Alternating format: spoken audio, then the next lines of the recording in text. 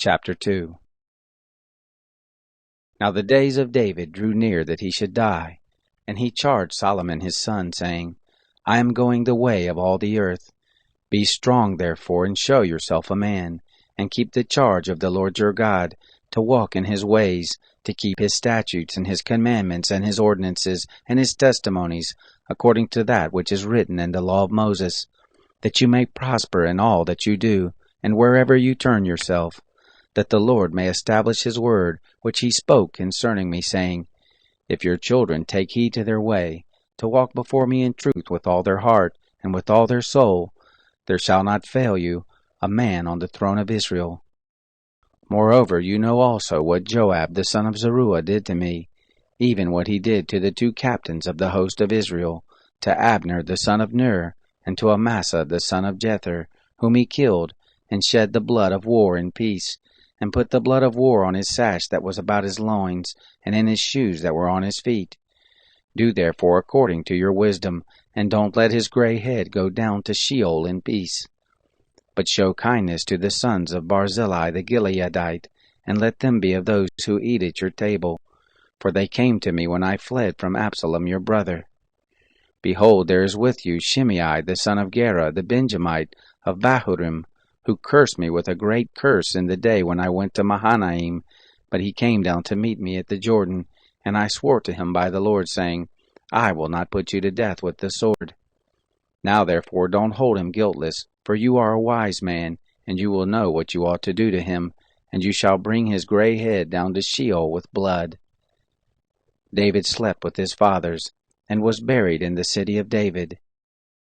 The days that David reigned over Israel were 40 years. 7 years he reigned in Hebron, and 33 years he reigned in Jerusalem. Solomon sat on the throne of David his father, and his kingdom was established greatly. Then Adonijah, the son of Haggith, came to Bathsheba, the mother of Solomon. She said, Do you come in peace? He said, In peace. He said, Moreover, I have something to tell you. She said, Say on. He said, You know that the kingdom was mine, and that all Israel set their faces on me that I should reign. However, the kingdom is turned about, and has become my brother's, for it was his from the Lord. Now I ask one petition of you, don't deny me. She said to him, Ask. He said, Please speak to Solomon the king, for he will not tell you no, that he give me Abishag the Shunammite as a wife.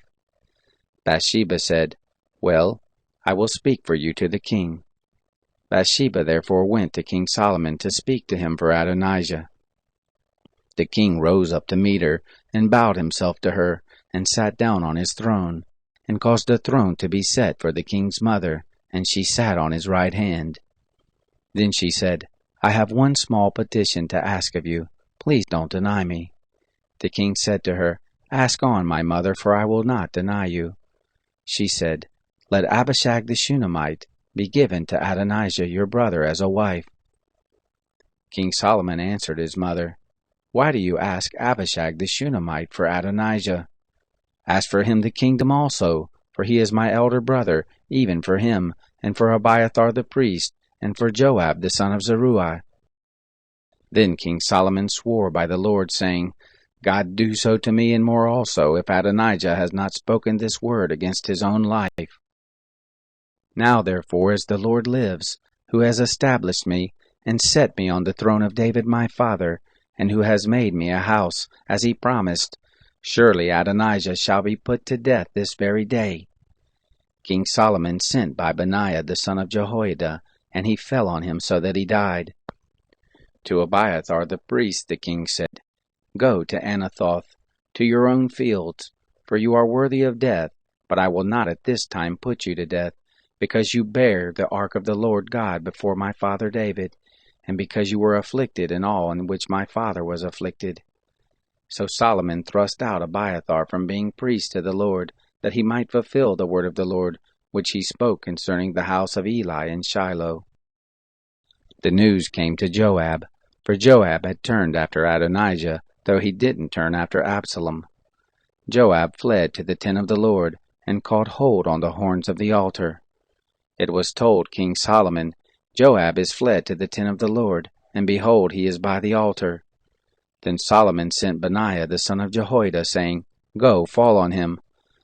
Benaiah came to the tent of meeting, and said to him, Thus says the king, Come out. He said, No, but I will die here. Benaiah brought the king word again, saying, Thus said Joab, and thus he answered me. The king said to him, Do as he has said, and fall on him, and bury him, that you may take away the blood which Joab shed without cause from me and from my father's house. The Lord will return his blood on his own head, because he fell on 2 men more righteous and better than he, and killed them with the sword, and my father David didn't know it. Even Abner, the son of Ner, captain of the host of Israel, and Amasa, the son of Jether, captain of the host of Judah. So shall their blood return on the head of Joab, and on the head of his seed forever. But to David, and to his seed, and to his house, and to his throne, shall there be peace forever from the Lord. Then Benaiah the son of Jehoiada went up, and fell on him, and killed him, and he was buried in his own house in the wilderness. The king put Benaiah the son of Jehoiada in his place over the host, and Zadok the priest did the king put in the place of Abiathar. The king sent and called for Shimei, and said to him, Build here a house in Jerusalem, and dwell there, and don't go forth from there anywhere. For on the day you go out, and pass over the brook Kidron, know for certain that you shall surely die, and your blood shall be on your own head. Shimei said to the king, The saying is good. As my lord the king has said, so will your servant do. Shimei lived in Jerusalem many days. It happened, at the end of 3 years, that 2 of the servants of Shimei ran away to Achish, son of Maacah, king of Gath. They told Shimei, saying, Behold, your servants are in Gath. Shimei arose and saddled his donkey, and went to Gath to Achish to seek his servants. And Shimei went and brought his servants from Gath. It was told Solomon that Shimei had gone from Jerusalem to Gath and was come again. The king sent and called for Shimei, and said to him, Didn't I adjure you by the Lord, and protest to you, saying, Know for certain that on the day you go out and walk abroad anywhere, you shall surely die. And you said to me, The saying that I have heard is good. Why then have you not kept the oath of the Lord, and the commandment that I have charged you with?